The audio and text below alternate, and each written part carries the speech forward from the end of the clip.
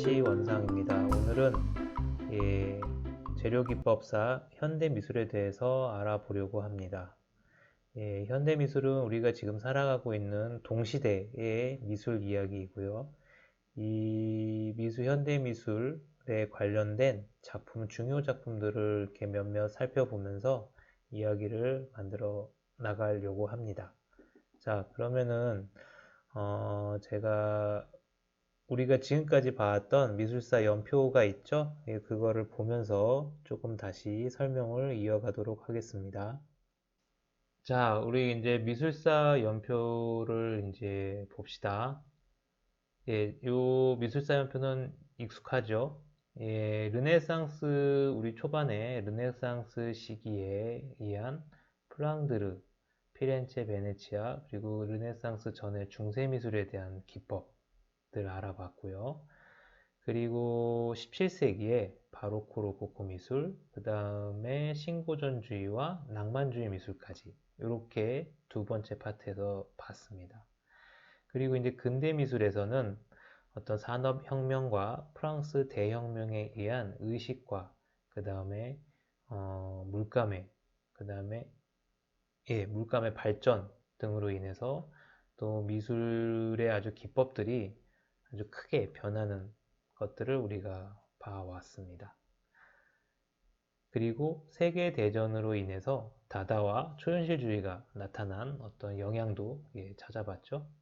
자, 오늘 이야기할 현대미술은 여기 빨간 글씨에 있는 냉전시대와 아주 연관이 깊습니다. 그리고 현대미술에는 우리가 살아가는 동안 많은 여러 가지 미술 장르들을 우리가 들을 수 있죠.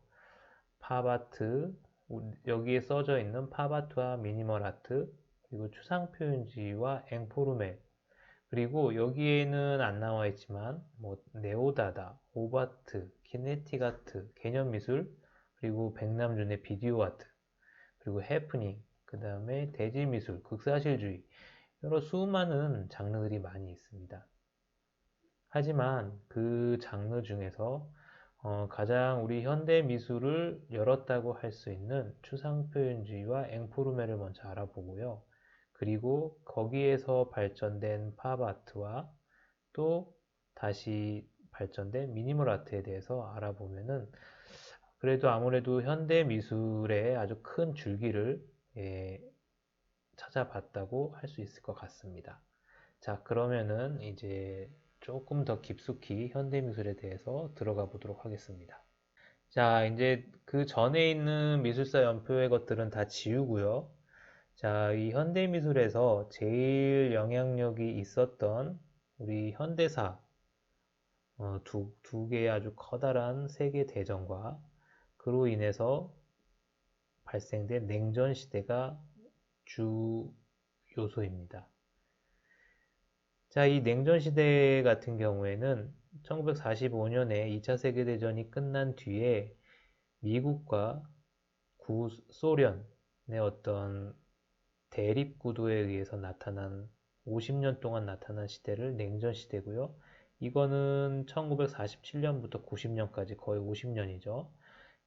요 시기에 이제 시기를 지칭하는 단어입니다. 근데 그러면 이 냉전 시대와 우리가 알고 있는 현대미술이 과연 어떤 관계가 있을런지 거기에 대해서 이제 얘기를 해보고자 합니다. 자, 보면은 냉전 시대 미국과 구소련, 자, 소련 하면은 우리가 생각나는 어떤 미술들이 떠오르나요? 보통 구소련의 아주 유명한 화가를 떠올리게 되면 일리아 레핀 같은 화가들이 있습니다. 소련의 그림들은 지금 생각해보면 아주 구상회화, 그러니까 정말 보이는 그대로를 그려내는 어떤 회화들이 많습니다. 러시아 안에 있는 레핀 아카데미라고 하는 곳에서도 어떤 추상표현주의라든지 앵포르멜, 팝아트와 같은 그림보다는 정말 리얼리즘, 구상회화에 가장 입각해서 이렇게 교육을 시키고 있습니다. 그만큼 구소련에서부터 냉전 시대에서부터 시작해서 러시아는 지금의 러시아까지 계속 어떤 구상회화의 명맥을 이어가는 듯한 느낌을 주고 있습니다. 하지만 반대로 미국 같은 경우에서는 추상회화가 많이 발전을 했습니다. 그래서 주로 추상표현주의라고 하는데요. 추상표현주의 같은 경우에는 가장 그 부분에서 대표적인 화가를 떠올린다면 잭슨 폴록을 들을 수 있습니다. 잭슨 폴록 하면은 액션 페인팅이라는 단어가 먼저 떠오르죠. 네, 그렇듯 미국에서는 구상이 안 보이는 비구상적인 회화, 추상 회화가 아주 큰 흐름을 가지게 됩니다. 이렇게 보시면은 뭔가 이렇게 딱 대립이 되지 않나요? 소련의 구상회화와 미국의 비구상회화, 추상회화. 예.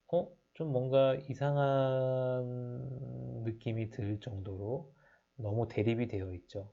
그래서 미술사에서도 세계사의 어떤 소련과 미국의 대립이 미술사에서도 똑같이 나타나게 됩니다. 이런 것들이 사실적으로 뒷받침될 수 있는 것이 미국 정부에서도 구상회화에 대한 어떤 지원보다는 추상회화에 어떤 지원을 더 많이 했다라는 것들이 나타나고 있습니다. 그만큼 뭔가 소련과는 반대되는 네, 그런 부분들을 이제 밀고 나간 거죠. 네. 그러면 소련은 왜 구상회화를, 미국은 왜 추상표현주의의 회화를 하게 됐을까요? 예, 구소련에서는 사회주의가 먼저 진행이 되었죠. 그래서 마르크스와 그리고 레닌에 의해서 사회주의, 공산주의로 이렇게 진행이 됩니다. 그렇다 보니까는 뭔가를 선동해야 하는 것들이 많이 있었고요.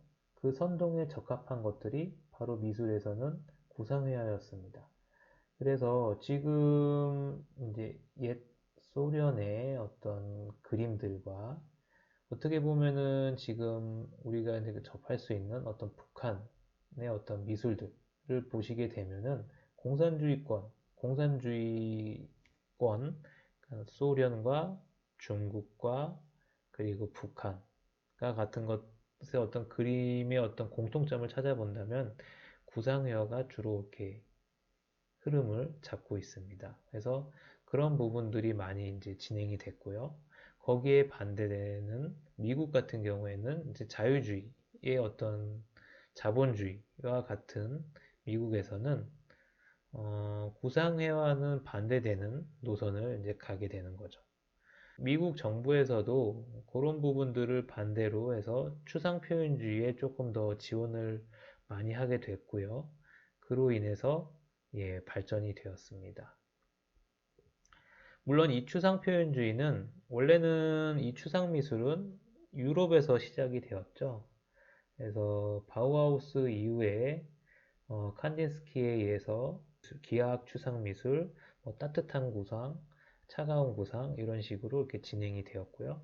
그리고 그런 계획에 의한 추상미술이 이제는 조금 더 비정형의 앵포르멜로 발전을 하게 됩니다. 그리고 그 앵포르멜이 미국으로 넘어오면서 액션 페인팅, 추상표현주의 회화가 되는 것입니다. 그래서 추상표현주의 회화 안에서는 드리핑과 또 평면으로 많이 나뉘게 되죠. 자, 우선 그림을 이제 보면서 한번 볼까요? 알아볼까요? 자, 지금 여기 두 가지 그림이 나타나는데요. 하나는 피에트 몬드리안의 컴포지션 10이고요. 1915년에 만들어진 작품이고요. 또 하나는 바실리 칸딘스키의 컴포지션 넘버 8 시라고 하는 작품으로서 1923년에 제작되어 그림입니다. 대부분 1915년, 1923년은 세계대전 두 세계대전의 사이에 만들어진 작품이죠. 그쵸? 그렇기 때문에, 어떤 냉전 시대와는 조금 거리가 먼, 미술입니다. 하지만 이 시기에 이미 약간 추상 미술에 대한 어떤 요구들이 있었고요. 그걸로 인해서 칸디스키와 몬드리안은 조금씩 추상 회화로서의 어떤 발전을 이렇게 보게 됩니다. 칸디스키 같은 경우에는 바우하우스에도 참여를 하면서 조금 더 디자인이란 무엇인가에 대한 부분과 또 칸디스키 같은 경우에는 점선면에 대한 연구를 통해서 추상 회화, 그러니까 뭔가 지금까지는 형태가 있는 회화만이 있었지만은 거기에서 더 벗어나서 이제는 가장 기본 요소, 그림을 우리가 회화를 이루고 있는 기본 요소만 가지고도 충분히 어떤 새로운 회화를 만들어낼 수 있다라는 것을 연구를 했죠. 그래서 그로 인해서 컴포지션의 작품 시리즈들이 나왔고요. 그와 함께 몬드리안 역시 구상회화에서 추상회화로 옮겨가는 그 과정들을 연구하면서 점점 추상회화의 어떤 부분을 보여주었습니다. 자, 요런 추상회화들이 유럽에서의 추상회화들이 이렇게 이제 미국으로 넘어가면서 또 이제 다른 형태의 회화로 추상 표현주의 회화로 나타납니다. 자, 요 앞에 있는 거는 추상 회화라고 하고요. 추상 미술이라고 하고요. 이 뒤에 있는 부분은 추상 표현주의라고 합니다. 추상 표현주의 미술이라고도 하죠. 그러면 요거의 차이점이 어떻게 느껴질까요? 자, 보면은 약간 몬드리안과 칸딘스키의 작품은 기획에 의해서 어떤 계산된 부분에 의해서 되게 정교하게 짜맞춰진 구성되어진 그림이라는 것을 알 수 있을 겁니다. 자, 이 위에 있는 몬드리안의 작품은 다음 페이지에서 제가 한번 더 자세하게 설명을 드릴 거지만 요거는 나무를 소재로 해서 만든 작품입니다. 그렇죠? 나무 같아 보이나요? 그리고 바실리 칸디스키 같은 경우에는 뭔가 어떤 리듬, 그 다음에 이 화면 안에서의 어떤 구성, 기획에 의해서 뭔가 일목요연하게 계속 이렇게 위치를 하고 있는 듯한 느낌을 받게 됩니다.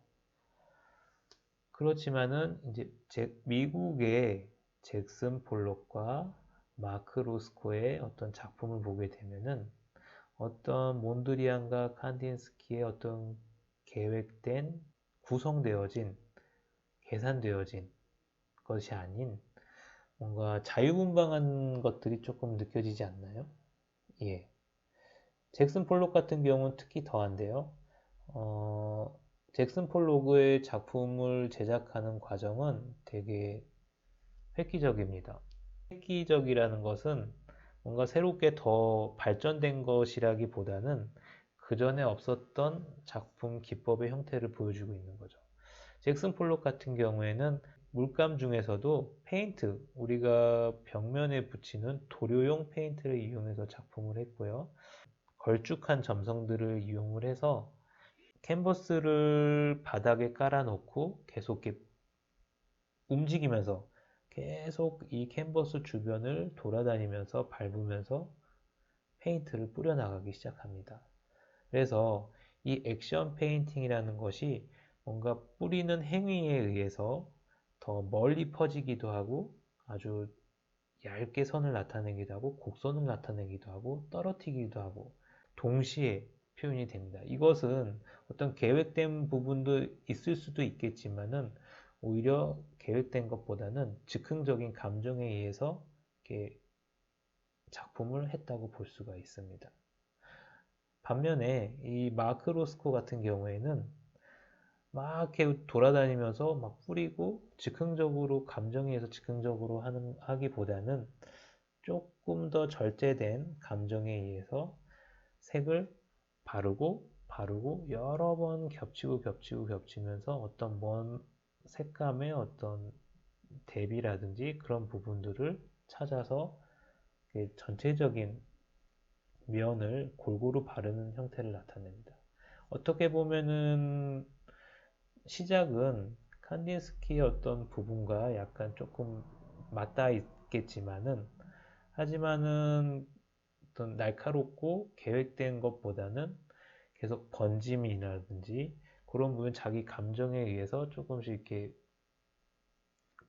퍼지는 듯한 계획되지 않는 듯한 자기 마음대로 그리는 듯한 느낌을 보여주고 있기 때문에 이런 미국의 일련의 잭슨 폴록과 마크 로스코의 어떤 작품들은 추상표현주의 회화라고 볼 수가 있습니다. 그리고 이 추상표현주의와 이 앵포르멜 같은 경우에는 이 추상표현주의가 지금 잭슨 폴록이 1948년이고요. 마크 로스코의 넘버 14 같은 경우에는 1951년입니다. 그렇죠? 딱 냉전 시대에 걸려 있죠. 근데 요 전에 유럽에서 요 잭슨 폴록, 그러니까 칸딘스키와 피터 몬드리안 그리고 이 잭슨 폴록이 갑자기 나온 것은 아닙니다. 반대돼서 이 중간에 앵포르멜이라고 하는 작품들이 있었고요.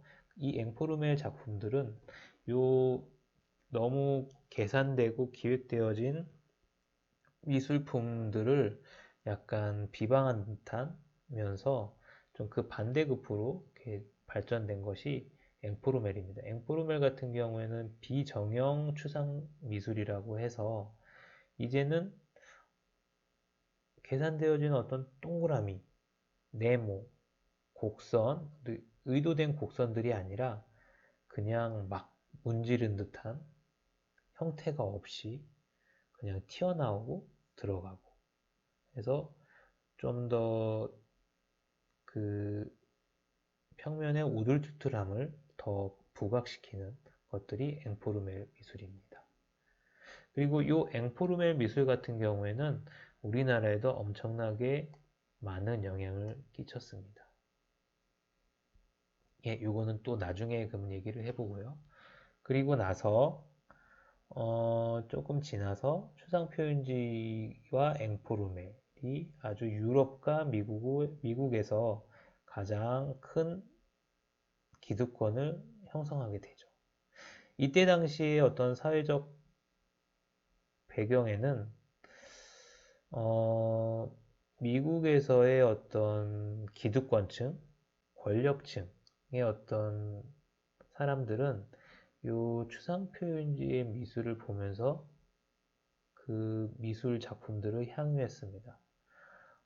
우리가 일반 사람들이 봤을 때는 추상표현주의 미술을 보고 저게 뭐지? 뭔가 형태도 나타나지 않고 뭔가 알 수 없는 듯한 색과 선들로 이루어진 어떤 그림이고 이거를 이해하기 위해서는 좀 더 뭔가 많은 공부를 해야 합니다. 그리고 연구를 많이 해야 되겠죠.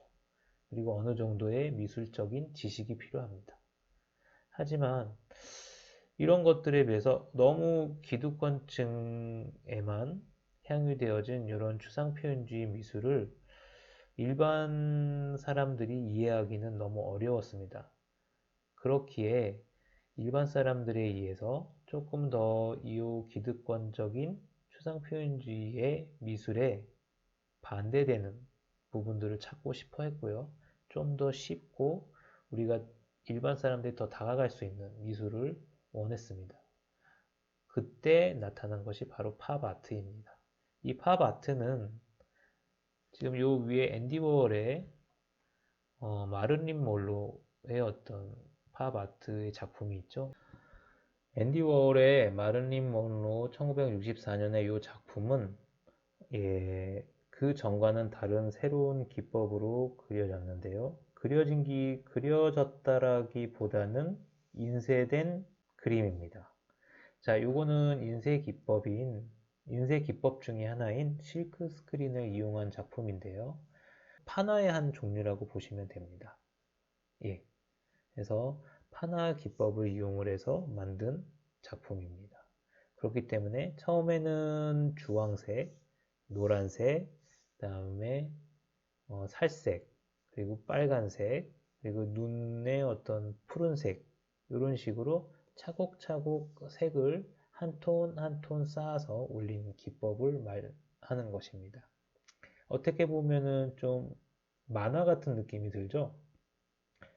예, 맞습니다. 요 팝 아트는 주로 어떤 대중이 가장 쉽게 접근할 수 있는 어떤 만화의 형상을 차용을 하거나 아니면 우리 옷에 프린트 되어진 요 실크 스크린의 기법을 이용을 해서 작품을 만듭니다. 그러므로 인해서 대중들이 더 쉽게 친숙하게 느껴질 수 있는 이런 기법들을 이용해서 작품을 하게 되고요. 요 팝 아트는 선풍적인 인기를 얻게 됩니다. 자, 그러면 이런 이제 팝 아트는 결국에는 추상 표현주의 미술, 어려운 추상 표현주의 미술의 반대급부로 나타난 미술의 어떤 한 장르고요. 요 팝 아트, 그러니까 아주 대중에게 쉽게 접근할 수 있는 아주 간단하고 일반적 이 시대에는 또 미국 같은 경우에는 물질 문명의 사회가 되죠. 자기가 원하는 모든 물건들은 다 쉽게 공장에서 나오고요. 그거를 얻어서 쓰고 갖다 버리고 그런 시대입니다. 그렇기 때문에 어, 원하는 그 공장이나 어떤 상품에서 나오는 이미지들을 차용을 해서 거기에 조금 더 작가들이 의미를 부여해서 만든 것들이 팝 아트입니다. 자, 그러면 요 팝 아트에서 이렇게 많은 이미지들이 무분별하게 차용이 되고 그리고 아주 간단한 기법, 손쉬운 기법으로 이렇게 만들어진 작품들이 너무 많아지다 보니까 또 다른 한편으로는 너무 쉬운 그림의 형태, 대중적인 그림의 형태보다는 좀 더 본질적으로 생각하는 미술들이 속속 생겨나게 됩니다. 그 중에 하나가 바로 미니멀 아트입니다.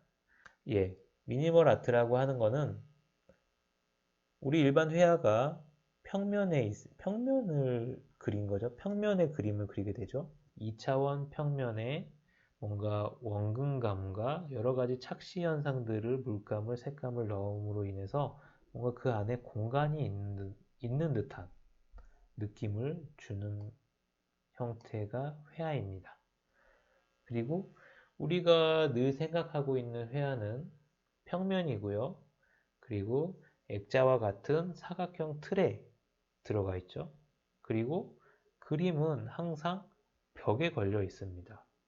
벽에 걸어 놓고 우리 시선의 높이에 맞게 조정이 된 다음에 그 안으로 빨려 들어가게끔 어떤 눈속임과 같은 기법을 나타내고 보여주고 있습니다. 하지만 이런 어떤 지금까지의 회화, 뭔가 눈속임을 통해서 정말 없는 것이 있는 것 같은 느낌을 들게 하는 이 가장 기본적인 회화의 목표에서 탈피를 하게 되는 거죠. 미니멀 아트는.